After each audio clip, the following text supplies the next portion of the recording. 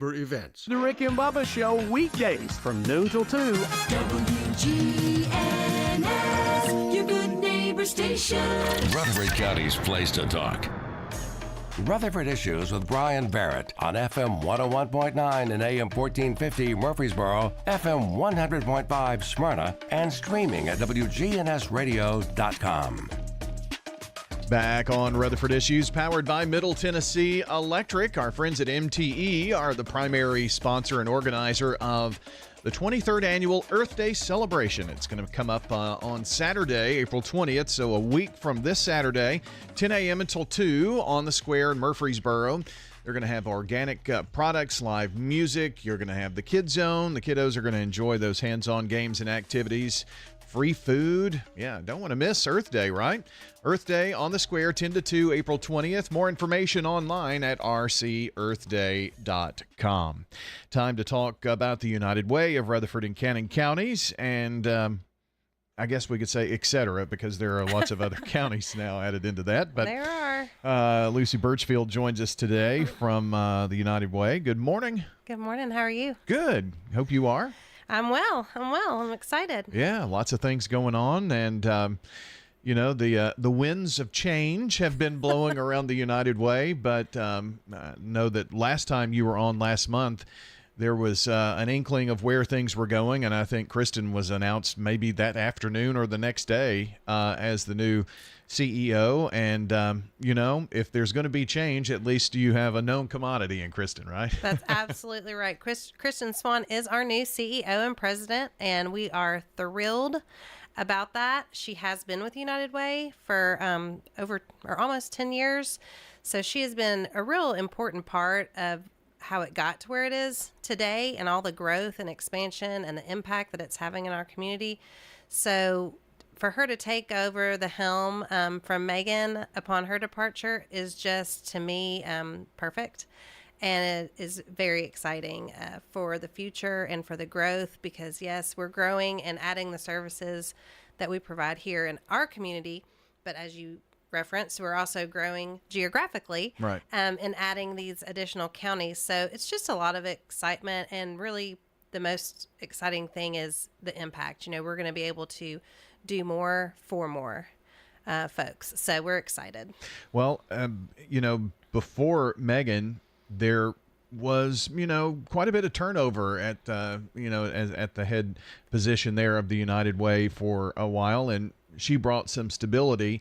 And now having Kristen come in, and Kristen being there alongside, that there's no learning curve here, really. No, there isn't. There is not a learning curve, and it does bring that continued stability. The board knows her, the community knows her, the agencies know her, the donors know her, the staff knows her. So there's stability and there's confidence in her ability. Yeah. So we're excited. Well, I know that, and there's a new leader that comes in, a new boss or whatnot. If you don't know that person, there's always, what's going to be. But you all have worked so closely with Kristen, and she with you all as well, all the staff, and with the board and the community. It just makes that transition so much easier. And I guess maybe that's why the board kind of leaned that way too, huh? It really has. But I will say so we had 27 applicants. Wow. For that position from all over the area, from all over the state, and from out of state. We had several out of state applications, and the search committee narrowed it down to 7, and then they narrowed it down to 4. As Don Clayton, our board chair, likes to say, they narrowed it down to 7 great people, and then they narrowed it down to 4 really good people who they talked to multiple times and brought down, and then they narrowed it down to 2 fantastic people. And then they found the perfect person. And so she was known, but she certainly earned her. Sure. She certainly earned it. She had a lot of competition, and at the end of the day, she was still the right choice. So. Well, that's great. I know that she's probably being pulled in a lot of different directions right about now too, huh? She is, but she's handling it well. So the position that she had, is there a search for someone for that? So that hasn't started yet. This is technically just her second week on the job. officially, I think. So we're going to take a little bit of time with that. That's a really, really critical position. She was the vice president of community impact. So all the agency work, all of the grants that we receive and run, those programs, just a lot of important momentum and vision there. So she'll have to find the right person to do it, and that'll be her first big hire. Yeah, well, I'm sure that taking the time with that is always the right choice. Now, you had mentioned all of these other counties, and when I said United Way of Rutherford and Cannon counties, et cetera, kind of refresh our memory about that, because this has been a fairly recent thing as well. So right now we are Rutherford, Cannon, Bedford, and Lincoln. And then probably maybe by the next time or two we're here, we'll announce another expansion into 3 more counties, which would bring us to 7. We'll be the United Way of 7 counties, and that's just a testament to, I think, what has been built here and the ability that this United Way has to run effective programs that actually make impact and change in their communities. And we are looking forward to joining forces with all of those counties to really make sure we are elevating their communities so that they can be thriving. Well, I know that we had talked about, and I guess you have to wait to see how many counties are part of this, but a name change is inevitable at this point. We're still in that process. You'd be surprised all the people who get a voice at that table when you come to a name change with the United Way. So we are, I don't even know what iteration we are on of a suggested name. So hopefully, again, sooner than later, I think we'll have one by May. Oh, okay. That's the hope, that we'll have a new name. So lots of things going, lots of new things. It is. It's good times. It's, ups and downs, and sometimes frustrating when you are up against things that are out of your control, like a name. But we know we'll end up with a good one. And at the end of the day, I think Dr. Gloria Bonner said this in one of our meetings, and it was so funny, but perfect. She said, it really doesn't matter what the name of the band is as long as they play good music. So at the end of the day, it doesn't really matter what our name is going to end up being. We're going to still provide quality work for our community. Most certainly. So looking forward to finding out what direction that may be going in, and probably no one wants to see how the food is cooked here, but so many hands in the pot, right? That's right. with that particular deal. So Lucy Birchfield joining us with the United Way of Rutherford and Cannon counties, and remind our listeners what your position is at the United Way and what you do. So I'm Vice President of Development and Engagement. And so my primary role is to work with our donor base, work with our community supporters and sponsors and corporations that support us, and make sure we have the community's input and support to do the work that we do, and then to make sure that they're well taken care of as our donors and they know how grateful we are. And then in my department is also all the events. So we have a new director of workplace and annual giving, Donita Robertson. I think she's maybe been on here before with Kara before she left. And she's been fantastic. And we're about to fill the role of Kara. And we're down to 2, interviewing the last one today. And so hopefully we'll be able to fill that role for our volunteer and engagement position. So that's my little department. We kind of handle that side of the house, the resource development and the events and the volunteers.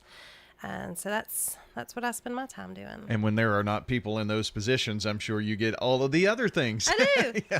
But it's okay. Yeah, that's how it goes. That's nonprofit. I think that's anywhere. Yes, absolutely. So we're going to talk about a few events, and something that just popped into my head here too is VITA. I'm sure that's wrapping up, and since tax day is Monday?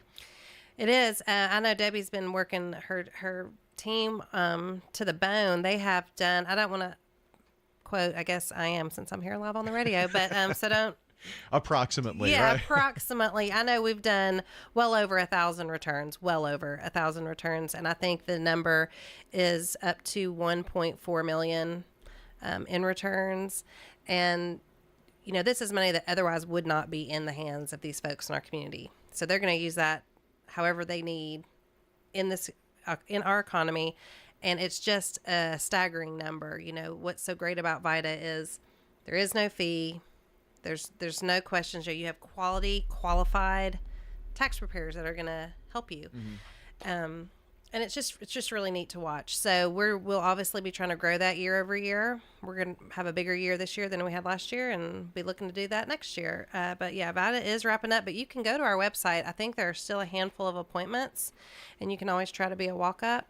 But the best route is an appointment. But you can still go to our website and see if there's any near you. I heard someone mentioning, it may have been on this station, I can't remember, but they were talking about free tax preparation and said, well, isn't tax preparation always free? Well, yeah, if you're a number cruncher, you could do it yourself. Yes. But if not, then you have to pay someone generally to do those tax returns. And there are businesses, their model is built on, well, we'll give you your money up front. Well, they're taking a fee as well. Absolutely. And so those are dangerous. That's a lot of the money that you're talking about that stays in the community through VITA. Absolutely. Yeah, we're trying to help folks not go to those predatory places because they are going to pay, and they could get themselves into a worse financial situation, actually. So, yeah, our goal is that they get all of their money and that they do it in a safe way that provides them